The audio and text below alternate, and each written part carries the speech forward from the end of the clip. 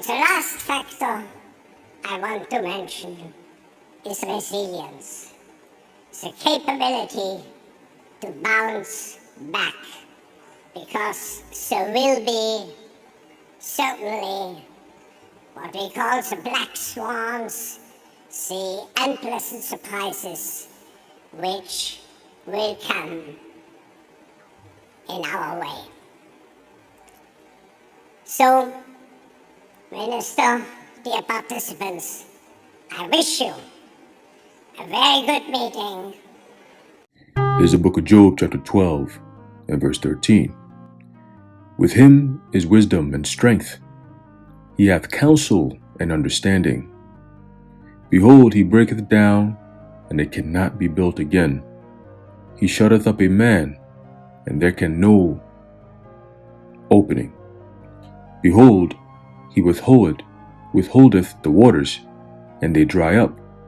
Also he sendeth them out, and they overturn the earth.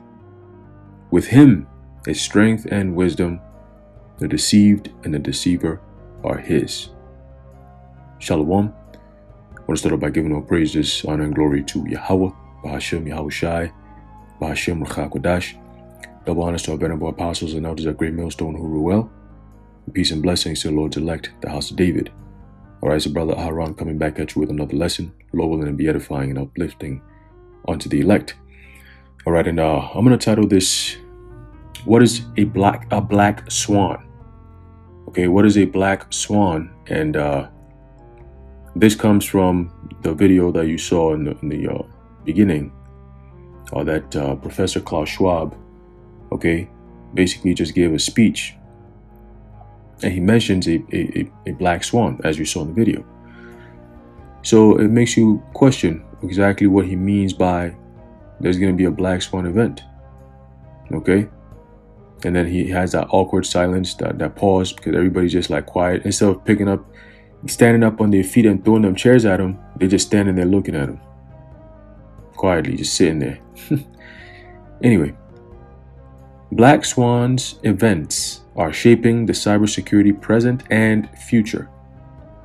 So I'm going to go into what a black swan event is and give you an example of what a black swan event is, and then see what kind of result is going to come out of any more black swan events. All right. First coined by Lebanese American thought leader Nassim Nicholas Taleb. The term black swan refers to unexpected global events that have a profound effect on society. All right. Some are beneficial, like the invention of the printing press, and others are destructive, such as the subprime crisis in 2008. But they have all altered the course of history. In recent years, we have bore witness to a surge of black swan events.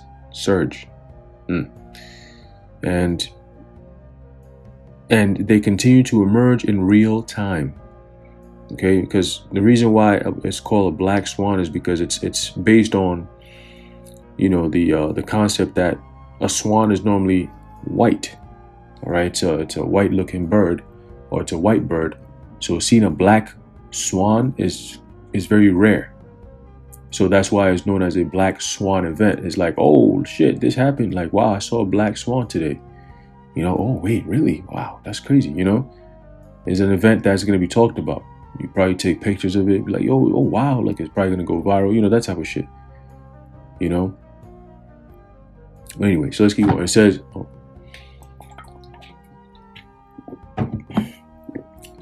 It says, they have affected every facet of our lives, and this rings true in the world of cybersecurity. By analyzing these recent events, we can better map out our industry's evolutionary processes to predict where cybersecurity is heading next. Man, it seems like I can't read today. All right, and then it goes into the C-19 demic that set the stage for innovation. All right. It says it's unquestionable that one of the most significant, so now we're going into an example of what a black swan event is. So it says it's unquestionable that one of the most significant black swans of recent memory was the beginning of the C-19 demic in 2020. One of the direct results of this global crisis was a transition to work from home practices, and with it came an overwhelming incentive to migrate a significant portion of our digital activity away from physical data centers to the virtual cloud workspace. So that's your graphos right there. Okay, that's your graphos right there. You have all the information, all right, being stored and uploaded, all right, to the so-called cloud. Okay, and everything can be just downloaded from that cloud. So all your information is going up there. All right, the graphos and the MOTB, all right, that's that information. So once you're connected to it, it'll download all over into your CHIP. Okay, and it's through that anytime somebody scans you, right, all your information will pop up. Okay, because you're in the database. It says this was a matter of decentralization versus centralization. Prior to the demic, centralization or centralizing an organization's digital assets in one physical location that could be protected with traditional security perimeter was considered standard practice. But during the demic, it became a liability, and organizations rapidly decentralized to move assets like business critical applications and databases to the cloud. But this adjustment altered hackers' attack vectors, requiring completely different defenses. And then it goes on and on about these hackers and all that stuff. We know people don't just go around hacking. It's always some type of problem reaction solution with these people. All right. They already have a solution. They start advertising, and all of a sudden those problems that they're advertising that you should be worried about start happening just by coincidence at this point, right? It says, as these new cyber threats emerged, the newly developed cloud environments also demanded security products that were easier and quicker to install, activate, and maintain. See? So that's just one CV demic that was just fabricated. So now what's the next thing that's gonna happen? They've been pushing this whole climate change thing. You got all these train derailments all of a sudden. And it's causing what? You got toxic chemicals that are being released up into the atmosphere. Okay, and people are breathing this. Animals are dying. Water's getting contaminated. Fishes are dying. All right, soon it's going to be affecting the people. A lot of people are going to be dying off of this stuff. Okay, they said, I believe it was, if I'm not mistaken, it was like 40 million or 30 million Americans are going to be affected by this. Okay, and I did a video, it was a couple of days ago, all right, that starting March 1st, the SNAP benefits will be over. Okay, and that's also going to cause a problem. They said over 42 million Americans are going to be affected by that. All right, so that's disaster after disaster. We're looking at what? 72 million Americans right off the bat within the next couple of months that are about to suffer some type of illness or death based on what's going on around the world, around the states right now. Okay, and you see how it's all happening. See, after they talked about climate change, and when you watch those videos that they have on the World Economic Forum, it's all advertising chaos, and then through the chaos, you have this smiley little Edomite boy, smiling with his teeth out, looking like Harari's little boyfriend or some shit, right? And he got his teeth out, and they said right underneath his face, it says, you will own nothing and you'll be happy. You seen that commercial, you seen that advertisement. Okay? And when you look closely, they pop right in the screen, they show you a thing, it says SOS. It pops right in the screen. It's real quick if you know the video I'm talking about. Okay, it says SOS. Most people will think of SOS as, it's like a emergency, I need help. No. SOS represents the synagogue of Satan. Okay, SOS means synagogue of Satan. All All right, so they're showing you right in the face, but again, it's not for the masses to understand. It's just to warn them. So at the end of it, they'll show you and then they'll say, you have been warned. Right? What we're showing you, well, it's not just to show you, you have been warned.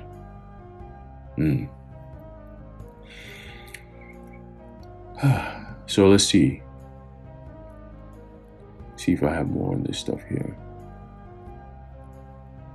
Yep, I think that's pretty much. Let me see. Maybe I could get a little bit more for this right quick. Hold on. I'm trying to find a good spot to read some more from where they're going to be talking about the technological innovations, all right, that are happening through or as a result of these so-called Black Swan events. All right, it says the next Black Swan in cybersecurity came on the heels of the pandemic's effective end. Also known as the CV cyber boom, whatever that means. It says this, the combination of the need to protect decentralized digital assets from Gen V attacks with the need to develop new products for today's modern environments was a powerful incentive for innovation, fostered by a microeconomic environment where interest rates were low and liquidity was high. It's surprising that in 2021, more than $20 billion in venture funding was invested in cybersecurity companies globally. Cybersecurity. It says a new record. Venture capital firms were eager to get involved in this expanding industry. As a result of this free flow of cash, cybersecurity startup experienced meteoric market valuations, resulting in the emergence of many unicorns. Okay, what do you mean by unicorns? While these valuations certainly represented their potential, they were often inaccurate representations of the company's actual worth. Now, this opens up the door for the metaverse, okay, and ultimately the MOTB, all right, because that's what Klaus Schwab is saying out there. He's promoting it. He's saying anyone who's able to lead in this technological age with their technology, then they have the chance to pretty much rule the world. What's going on here in this video? Anyway, so I care about that. All right. So that's what they're saying. So that's why you have all these companies pushing it, because they try to speed everything up. And everybody has the incentive of, if I'm able to run this and do the best thing, then yeah, of course they're going to work with me, because that's just a tactic that the World Economic Forum is using. They're enticing these companies, these private companies, to come up with the greatest way of basically controlling the world. How can you use technology, AI, the fourth industrial revolution, to have that total control that they're looking for? And whoever is able to do it is who the people are going to be working with. So you had Pfizer's and the biotech and all these different, Vanessa companies. They all stepped up. When Bill Gates made that call, we need effective, safe and effective, to go give to the people so we can depopulate. Look at the companies that stepped up. They did the research and found out, what can we use to depopulate? And then they had the other researchers saying, okay, how are we going to pitch it to these people? And then the other people came in and said, well, what are we going to create and then pitch it to the people? And here we are, 2023. So the next Black Swan event, okay, just like Klaus Schwab said, okay, there's going to be more or something that's going to happen that's really about to change everything. All right, so we're paying very, very close attention to what these devils have in store. Okay, we're paying very, very close attention because we know, all right, where this is leading to. And if you don't know by now, we're going to do it. We're going to go over it again. All right, because the Lord told us to give warning. Let's get that. Okay, let's get that. All right, let's get that. But ultimately, Job 12 and 16 tells us that what? With him is strength and wisdom. The deceived and the deceiver are his. So ultimately, if you don't get this, all right, it simply means that the Lord isn't dealing with you. He doesn't want you to get this, and you're going to be destroyed. Okay, you're going to be destroyed. Let's get this real quick. Book of Ezekiel. And I always bring this up because it's exactly why we were brought on this earth. especially in these last days, man. Like, what else would we be doing? Okay, we were born to do this. All right, literally. All right, this is the book of Ezekiel chapter 3 verse 17. It says, "Son of man, I have made thee a watchman unto the house of Israel. Therefore hear the word at my mouth and give them warning from me."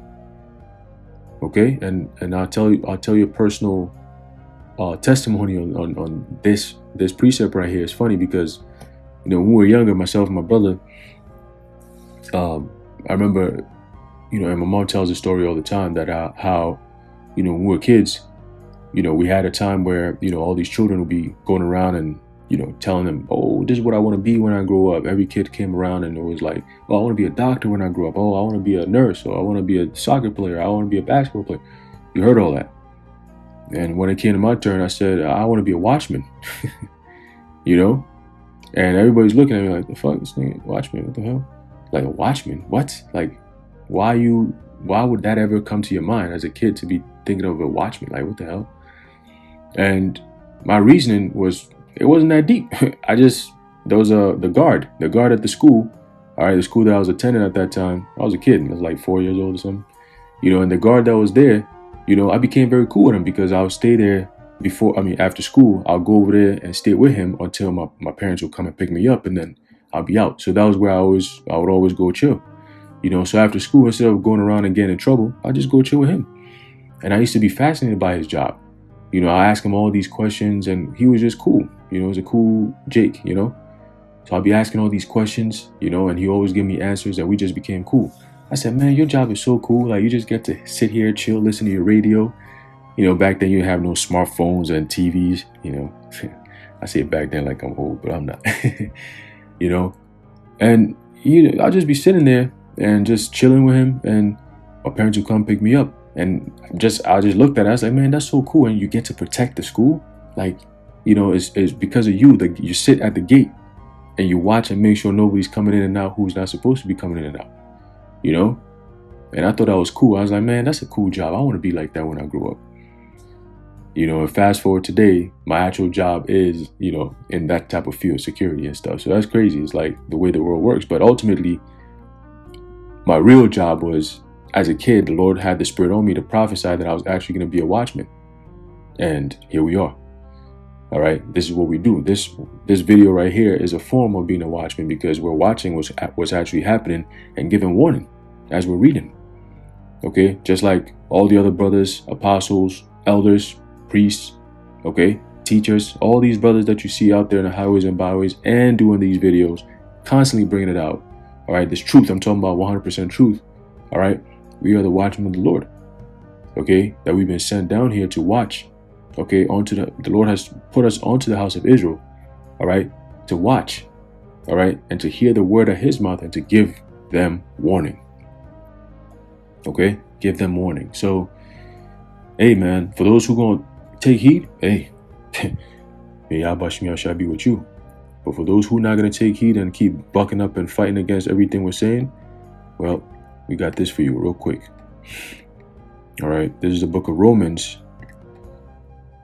All right, chapter 3 and verse 3. It says, "For what if some did not believe?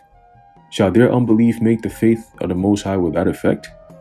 Right? So just because you don't believe, does that mean that everything the Lord has purposed to happen is not going to happen? No. Right? Most High forbid. Verse 4. "Yea, let the Most High be true, but every man a liar, as it is written, that thou mightest be justified in thy sayings and mightest overcome when thou art judged." So that's why it's good to stick to the scriptures.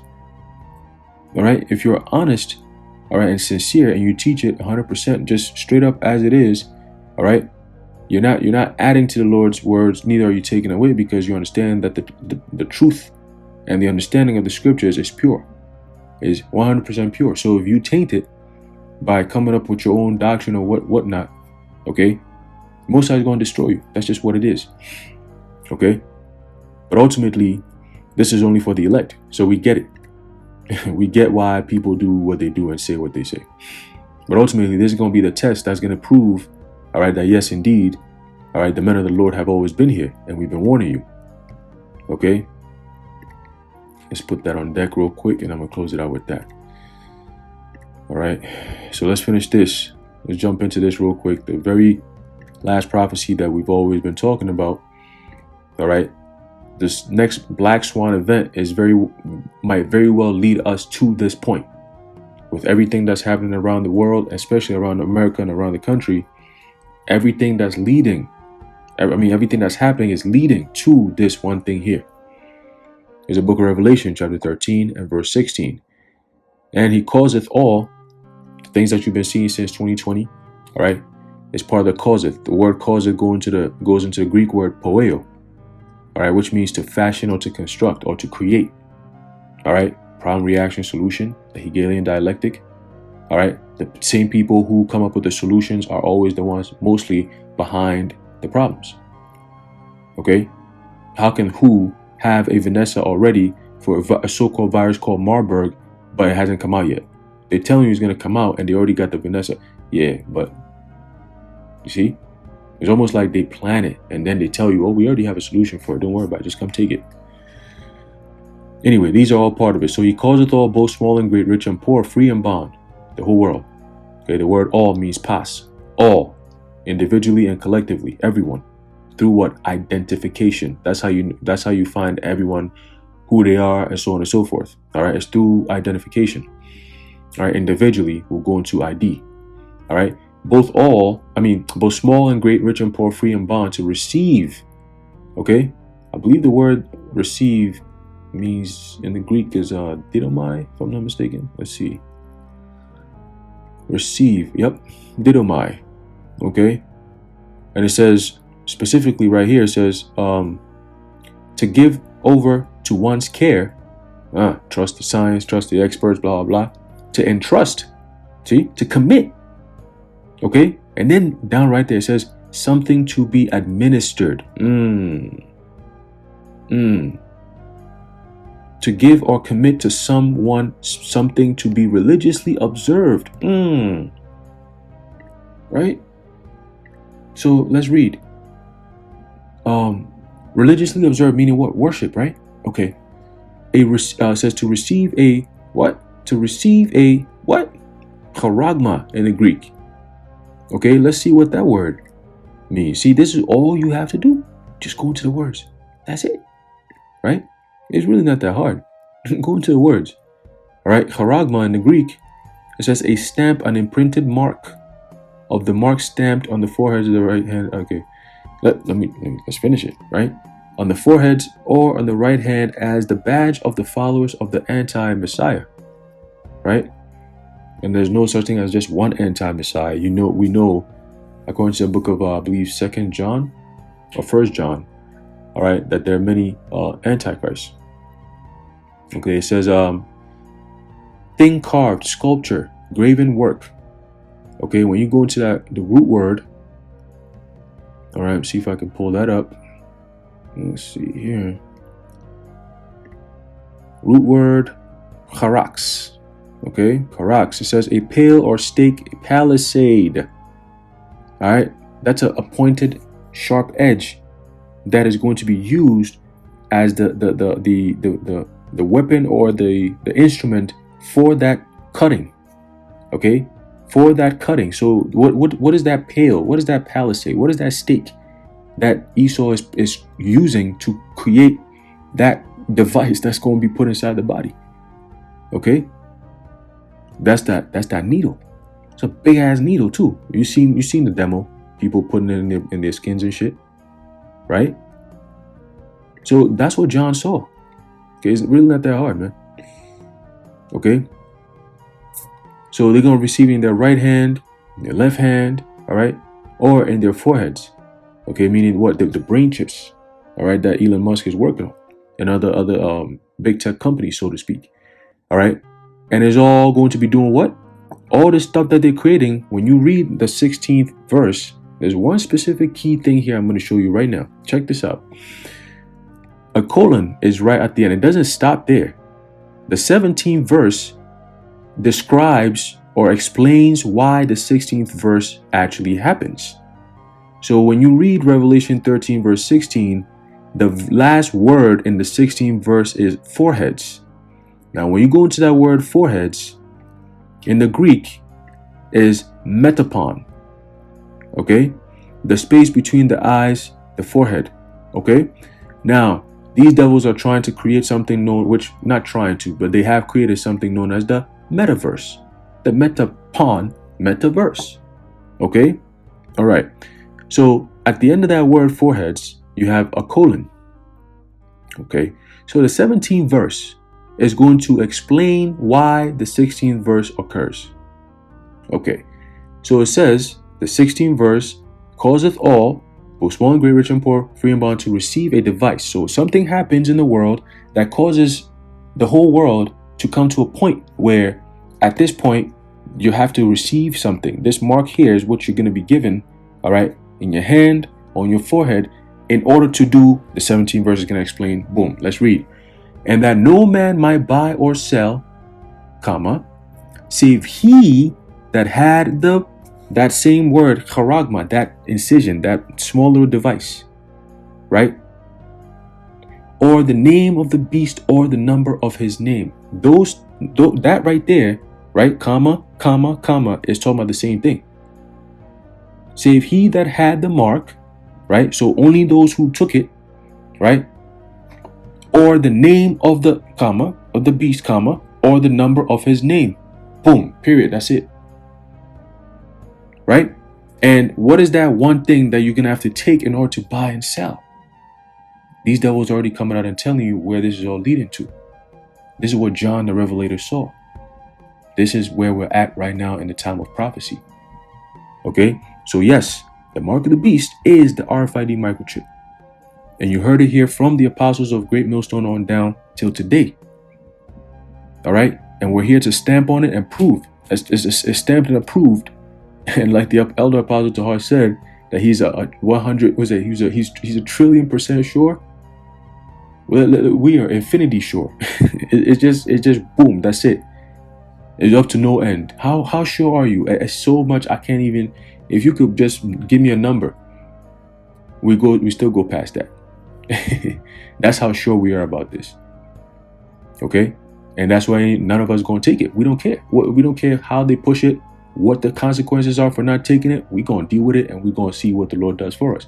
But unto us, Okay? It says, here's wisdom. Let him that hath understanding count the number of the beast, for his number of a man, and his number is 666. Okay? And ultimately, you're going to see, and we always say this, that you're going to see the theme of that number 6. All right? They're going to put it right in your face. It's very blatant. Okay? But we're living in those days, man. All right, so hey, we're paying attention, we're watching, and we're praying. All right, Lord willing, all right, this be the year, man. This be the year. All right, but definitely, we're seeing it happen. All right, we're seeing it happen. So stay locked in, all right, and remain patient. All right, keep the faith. Keep the faith. All right. So I'm going to leave it up there, Lord willing, you've been edified.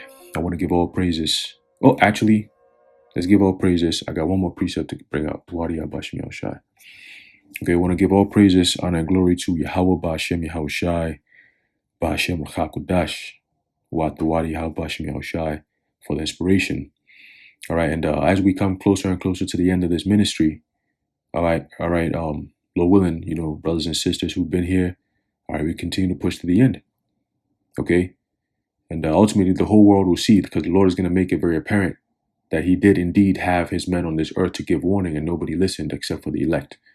All right. Is the book of Ezekiel chapter 33 and verse 33. It says, and when this cometh to pass, all these prophecies, everything that we've said, and specifically about the MOTB, right? What it is, what's going to happen to the world, and so on and so forth. Jacob's trouble, the missiles, destruction, all the prophecies. Okay. And when this cometh to pass, ultimately the salvation of the elect. Once again, the elect, not the whole nation, not the whole world, but only the elect of the nation of Israel. Revelation, the 7th chapter, will tell you exactly who gets delivered and from what nation and what tribes. Lo, it will come. Then shall they know that a prophet hath been among them. Brakte Yahweh, Ba'Shem Yahushai, the water Yahweh Ba'Shem Yahushai. Until next time, Shalom.